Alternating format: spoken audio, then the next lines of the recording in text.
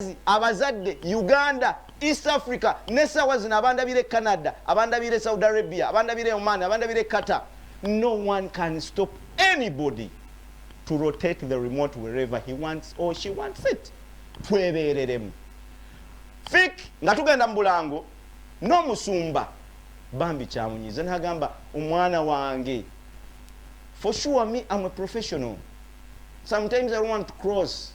But waliwo abantu abakiruma osegeera kati already bano bomba because it was 1st of August nga twagala kujja in a gospel way nti Mukama atutambuza naye ne babyonoona so tulina okubabuulira ate nga genjogera ge mazima gwoba okkiriza genda kukiwakkiriza bw'oba ogamba nti tokkirize sooka ogambe please lindamu nconsulting then nkuddire.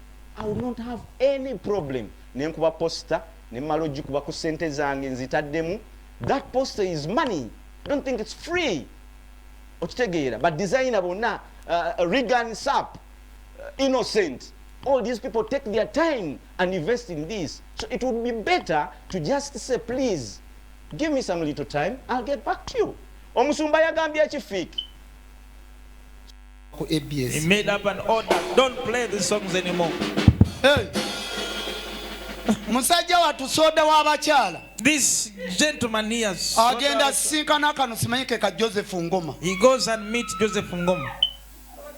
Nga akasajja kamu agayagala okahostinga mu eyes. He wanted to host eyes him to eyes on you. Yeah, eyes on you. Eyes on you. Oh, kale. Nga kakkiriza bulungi. He accepted. Nga kateekayo ne poster. He even put this poster. Nga kateekayo buli wamu poster. They put everywhere the posters. Mbukagenda kujja. That is going to come. Ate olwagize ne kakola poster endala nga kasazizaamu mbu sigenda genda yeeyo mbu ku lw'obulungi bwa Katonda wange. Because of my God, I will not go there. But for that case of balina obwo busiru bwe beeyingizaamu. So they have got that attitude. Kyovolaba tebamanyi Bible. That's why they don't know the Bible. Tebamanyi Katonda. They even don't know God. Ate beefuula abamanyi. They pretend to be knowing. Kati ako kaggayi n'obusiru bwako. So now that guy you watch. Okozesa otya omwana wange appointment? How can you make my son do an appointment with you? Kubanga eyo that because wanabbi wa bulimba false prophet. Abantu banandaba batya. How will people see me? Na nyenze ku TV ya nabbi wo bulimba. Kati tolaba nti oli musiru. So you are ensi yalimu aboonoonyi bangi. Had many sinners. Ensi the world yalimu bannabbi ab'obulimba. Had many false prophets. Ensi the world yalimu abakozi b'ebikolobero bangi. Many evil naye people. Yesu But Jesus teyatya kujja mu nsi. did not fear to come on earth. Tolaba ng'oli kasiru. You see, you don't even know Bible. Tomanyi Bible. Do you know how many people do we have on ABS TV? Omanyi abantu bameka be tuli kale bwe tuli bakyamu nga tuli bannabbi.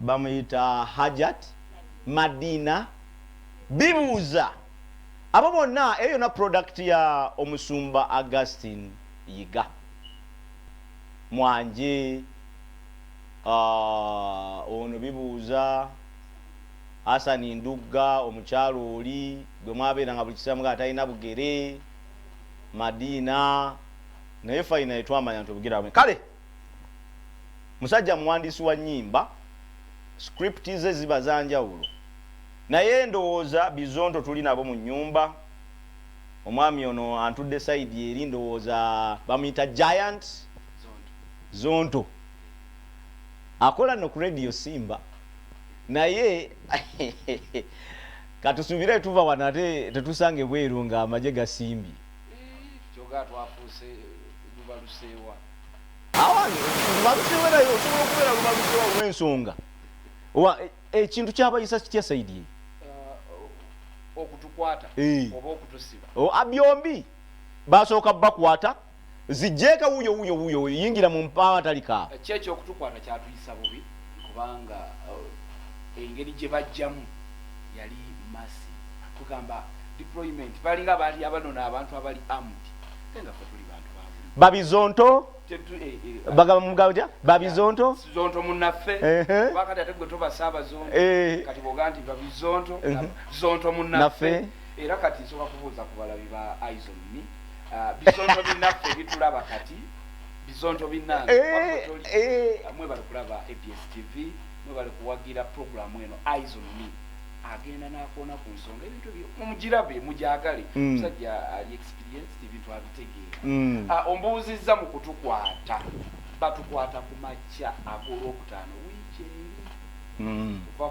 lwajjo buli omu kati nsaaki amanyi abakwatira naye nze kyensinga okwagala nabo kyebagala okumanya era kyebangambye nkubuuze bwe mwali mu ndeeri mwenna bana baabateeka wamu baatwawula lwaki ate ekyo tetumanyi okutwawula kwatandikira Kibuli nga batutwala osaakinga ewaffe kuba batukwata basooka ne batutwala sayidi z'ennaggulu eyo gye baatujja ne batutwala Ekibuli ne batwawula omwomu kati awo bwe twatiira ennyo nga tetunnamanya nti tugenda waka baatwawula buli omu ne bamuwa ttiimu y'abantu babawera 10 ffenna bana awo tumanyira nti kati tugenda waffe kyokka nga werekeddwako emmundu n'emmamba emmundu emmamba awo mukwaza tekwaliko mamba naye kwaliko emmundu kugamba okuyingira obuyingizi w'obeera buli omu agamba musajja kuba ebintu byetulaba bulijjo ku mawulire nga babitulaba abantu baba babbi batemu bebagenda ewaabwe okebera babalinayo ebisi oba bayeekera bwe ate weewuunye poliisi yaffe oyinza okweza mu mutemu tebakumukutte bwe bati kati bwe twatuuka naye babizonto ne babikwata bwe bati baatuukayo ne basangayo ebizibiti bingi era baabitwala olina omukyala omukyala ye tebamukwatako teyaliyo singa yaliyo simanyi ebizibiti bye basangayo ze firimu DVD eza firimu zonna baazitwala naye era temwakomyawo muyina ke mwaleesa akapya akogera ku malwaliro kati kansobe nkunyumize ogaye baatwawula bwe baatwawula jjajja zonto ne saaba zonto babateeka babiri baddira omuwanvu n'omumpi ne babateeka sayidi eyo nze ne kayanga zonto ne batuteeka sayidi eyo ne tusangayo Kiweewa Gerard kati nga ye yafuna dde obutuuza ayina ne waasula naye tebaatuyisa buli bannaffe twasangayo obadde ogende nti tulina akalala ketwako mulina akalala ke mwakoze fiiki mbadde njagala otwe sebo mwagambye mwe babizonto amasomero simanya gali amalwaliro gali ana tetutegeeza 40 esemakula ekintu kyotamanyi kyokamba temwakomye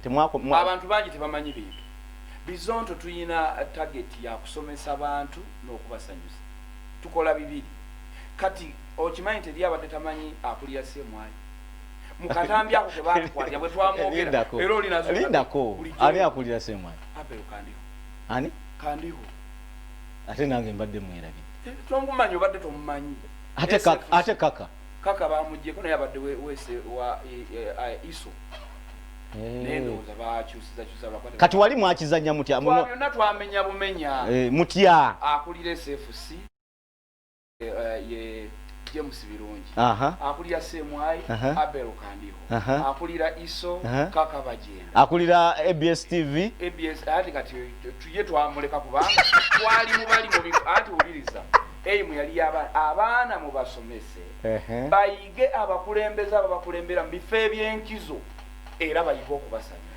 Fiki tuwe ku kaklipu ako tulabe ako kekali current nga bavuddeyo ng'engoma bazitutte uniform bazitutte flash amasimu temulina Fiki tuweko katwa akatono tulabe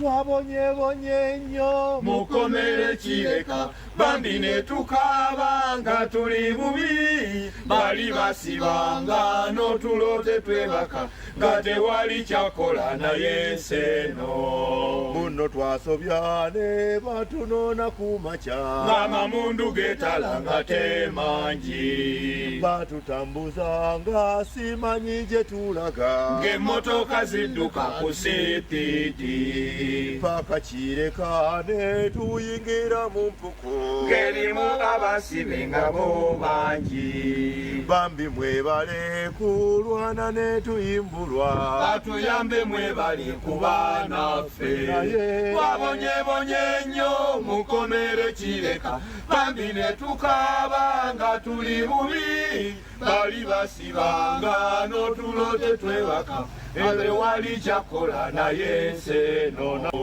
tubaniriza mu kitambiro kyaffe ekiso ate ayagala nnyo lubaga neka wali abubeeka oyo ayagala lubaga noosi mubalowoozeeko nnyo lubaga asobole okukula bizonto saabazonto gambye mu kasalooziyaasi lubaga sausi kawali abubeeka lubaga noosi bwe munaalonda abo ng'ekyammwe kiwedde Saabazonto kati gwe toyita oti mpita ntya zonto munnange byali biti ekireka tetuyina kugamba ng'ekkomera oyinza okuba gwe fenna gwali mulundi gwaffe okusooka okutusiba naye sooka olindeko aka n'akapya nga temuyina ngoma temuyina yunifoomu ndoozera n'okola ekifaananyi si kirungi kati ono ali mu studio Giant yono abadde aliraanye akampi kyoga sifaanana ali muli kati abantu abamu bayinza okugamba esajja eggaggaggagga lino eriri mu naye studio tuli bubi ekisooka tuli bizonto tukola comedy nate tulina emirimu tuli boogezi ba ku mikolo era nakubidde Julius Kidomole yaŋŋambye nina omukolo gwe ŋŋendako nenkubirawo Petro naŋŋamba nina emirimu gye ngenda okwasaganya mu kyalo Wakiso nenkubira oli omulala omumpi naŋŋamba Kalagi none gwe notabeeranga Joseph Ngoma n'emirembe n'ogamba nja kutuukiriza nzije nkikirire bannange kati kugamba okutulala tufaanana bwe tutyo lyayinza oga ate comedy bakamugjamu ate oba balidde oyo n'ababadde batubuuza nga temufaanana komera mubadde basibe lwansonga nti ffe tubadde n'ebintu ebira byetukola oba tubadde mu lockdown nga tetukola shows naye tukola ku radio ffenna ttiimu nga bw'ogiraba tukola ku radio Simba abasatu tukola ku makya programu binsanga wano ne mwana mulezi Ndawusi akato kali Ndawusi yali mu ntebe ye yennyini twaliko zonto kokakola lwaggulu evening drive mukulike so embeera gye tulimu tetuli bubi nze obwa Sseruganda ne radio Simba nze nvudde nnyo n'omusajja oyo Agase Kalaala mungule ya Simba kati kiki kyoyagala okugamba abali ku mpewo okusookera ddala twebaza abawagizi baffe ekyo kikulu nnyo kye baakoze otubeererawo ne twebaza mmwe bannamawulire media houses zonna ffe tetuliiko nti eno beeri zonna tv zonna radio zonna empapula z'amawulire babloga social media platforms zonna bavaayo ne bayimirira wamu kati saba ebyokwambala kuba nabyo tusookera ddala tubasaba musubscribinge ku youtube channel yaffe Bizonto Comedy wakajali Facebook page eri basooka kugiba bagiba ne wayita ennaku 3 ne batukwata tetumanyi babatukwata bagitwala so ne tuggulawo empya bagiyita Bizonto Comedy Official Facebook page ne YouTube yo Bizonto Comedy subscribe era akapya gye kali n'obulala bw'otannaba kulaba akati ekirala uniform bazitwala engoma nga bagikuba waliwo ne yagisamba negweri n'awanda nedusinaga aga kiki kino nti ngoma teyikoze sikuriputi empapula nga bazibuuza mwajja mutya wano kandi byonna bizibu babuuza mpapula nga bazibuuza teziddamu uniform ndoza bagira kati ne bambalamu kati obadde oyagala abantu babawe uniform kyetwafunyewokko ye uniform kati tetulina kamera engoma tetugirina kati bakube ku namba ki abeerewo clips enamba kati gye bayinza obbaweerako mobile money bazikutte naye osobola oteekako eri 0701 200 980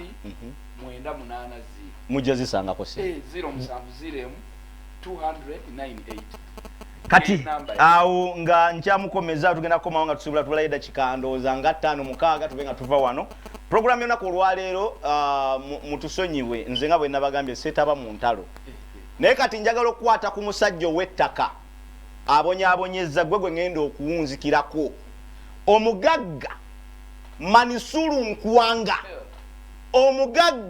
Manisuru Nkwanga ogula ettaka mu bitundu by'ekiti Matugga Lwadda Wakiso Nansana tuyambe abantu bakaaba obatulugunyiza ku ttaka obagoba ku ttaka sente ze bagamba okusasula ozisasula ate n'ogenda nazo n'obula nazo n'obula abantu obakangakanga Manisuru Nkwanga muganda wange wekiba kyetaagisa genda wa Lieutenant Colonel Edith mu State House tujja kutuuka omusajja gwe bayita investor big omumanyi omusajja oyo mu kifo ky'okumuwa sente emiliyoni 9 wazitwala ekyapa n'okikumpanya buli kimu n'okikumpanya omugagga ssebo tuyamba abantu b'okuttaka mu bitundu ebyo oleke batulugunya kuliko abantu baffe kuliko abaana baffe kuliko baganda baffe kuliko minywanyi gyaffe okutulugunya abantu ku ttaka okubakumpanya si kirungi oyina famire ya abantu bano wammanga Kironde Babirye Kibalama Kawulukusi Kamulegeya ab'ettaka ly'Ekiryagonja bwababuzaabuza yikaana mu 7 si birungi ebyo omugagga Manisuru batugambye oyina ebigurupu by'otambula nabyo abantu bagenda ne bakuba wamala okupima ettaka ne bateekako ebikondo byawe n'otwala bakifeesi ne babijjako twawulidde embu n'abantu gwe bw'owulira mbu ono simanya agwa simanya mu kibiina kino simanya onaagwa mu kibiina kiri ng'abantu batwalaganya ovuga mmotoka UBE 927Z Spacio oyina ne Nuwa oyina ne Land Cruiser TX ebitundu by'otambuliramu mwokyakalira nze nkwetoolodde ebiseera bingi ngenza okujja wano abantu obbalabula okunoonyerezaako bw'otabeera ku Dizi Ematugga obeera ku Holy Farm Nansana oba ku tik wano Ekawempe tuyambe Manisuru Nkwanga omugagga beera mulambulukufu nze ngenda weruba lwetaaga lutalo lw'abamawulire Uganda yonna nja kusitukiramu. I'm a senior journalist for over 15 years.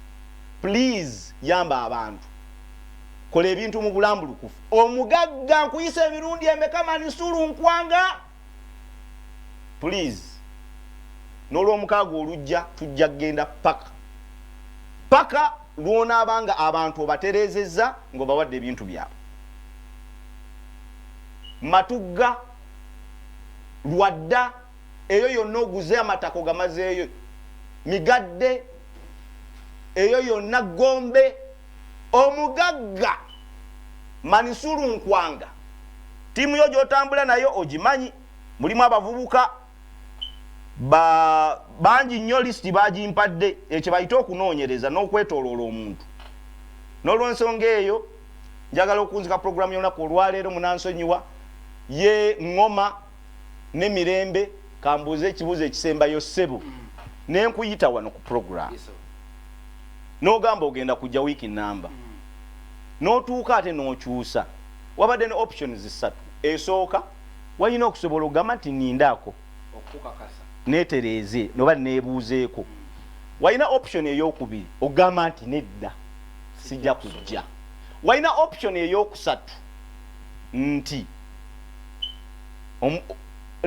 bw'oba oyagala nzije kola bino wammanga options ezo 3 toyina n'emu gye wakola ki n'omaliza nga tozze mbuuliramu gwe nga si Saabazonto kuba ekyo sitiva nga Giant Zonto what is your take ekisookera ddala abantu abamu twerabira okwawula ebintu ebibiri media house kati nti yeetengeredde n'ogyogiyingizaamu nnyiniyo kati ng'ogamba nti andawusa mpize kusimba ate noga sikolagana agasekalaala oli boss tabimanyi obulungi beauty ya program presenter yaji designinga kati togiyingiza mu era gwalo byokola wano nga mukama wabirabire naga ekyo kirungi nga teyakimanya nako so bannafawo kibalina okumanya kimu kati music waabwe mukuba kati mumulekeyo era bagambye tumulekeyo kati ndowooza okiraba naye nga ate muki however small a media house however medium however big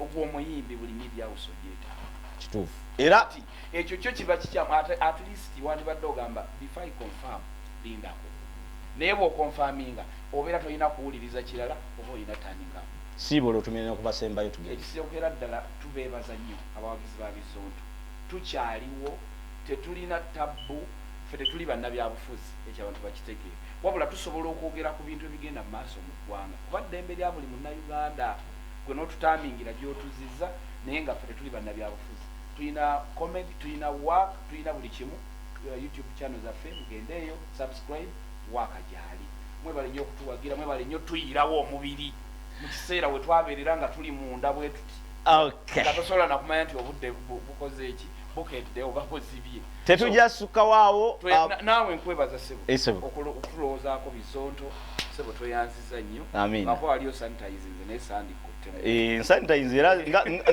ng'omu ku bazonto sisobola kujja nga sanitizinze neyanziza nnyo semakula ku lwa ABS TV ne Aizon kale program Aizon you buli wa mukaaga bwe tubeera the fame, the history and the journey of musicians. Of course Regan on in the studio, and of course Shafiq, thank you very much. Of course my beautiful girl on camera, Angel and Innocent, of course the entire management. Omukulu Pastor Iga webale nnyo kubanga naye walabye embeera eyo bwe yabadde y'abaana abo n'obakwatako n'obayigiriza ate nga Nuru mwena bawereza messages zammwe ngenda kubanziyitamu nja kubanzisoma olwakadde katulabike nti olaba Wipolo Pastor Okudi yakuba oluyimba Uganda, East Africa, Africa and world over ensobe mumanyi naye nsobola okubuuza abantu amu nti Joseph Ngoma omumanyi ne bagamba simumanyi so okubuuza abantu amu Mirembe omumanyi ne bagamba simumanyi kati olaba omusajja Pastor George Okudi abala bagamba nga nti ffe tumanyi abayimbi ba gospel babiri nyiza okugamba nti yogera nga togize n'ogamba nti Bugembe